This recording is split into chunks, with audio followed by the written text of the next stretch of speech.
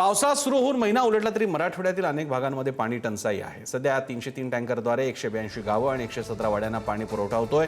छत्रपती संभाजीनगर जिल्ह्यात सर्वाधिक 116 टँकर सुरू आहेत। अवघ्या आठवड्यात टँकरच्या संख्येत 103 ने वाढ झाली आहे। विभागातील 874 विहिरींचं अधिग्रहण करण्यात आलं असून मुसळधार पावसाशिवाय टंचाई कमी होण्याची शक्यता नाही। सचिन जिरे अधिक माहिती देत आहेत। सचिन, मूळचा दुष्काळ छायेतला प्रदेश मराठवाडा आणि त्यात पावसानं दिलेली ओढ आणि कमी असणारा पाऊसमान यंदाचं जे काही मानलं जात आहे, काय कशा प्रकारे परिस्थिती बघताय, प्रशासन काय करत आहे?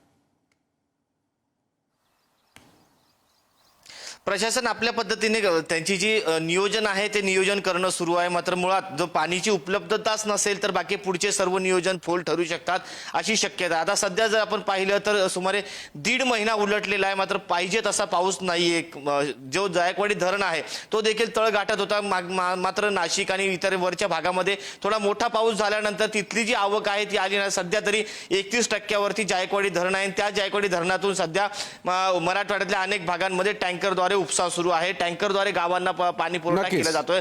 जवळपास 182 गावं जी आहेत ती हाणलेली आहे, त्या गावांमध्ये पाणी नाहीये अशी परिस्थिती निर्माण झाली। आता जर पुढच्या काळामध्ये पाऊस पडला नाही तर भीषण दुष्काळ सदृश परिस्थिती संभाजीनगरसह संपूर्ण मराठवाड्यात होऊ शकते अशी शक्यता आता जाणकारांनी व्यक्त केली। त्यामुळे वरुण राजाने बरसावं अशीच अपेक्षा शेतकरी राजासह संपूर्ण मराठवाडा करतोय। धन्यवाद। आपण आशा करूया की ही परिस्थिती आता उरलेल्या पावसाच्या काळामध्ये बदलेल। धन्यवाद तुम्ही दिलेल्या माहितीबद्दल।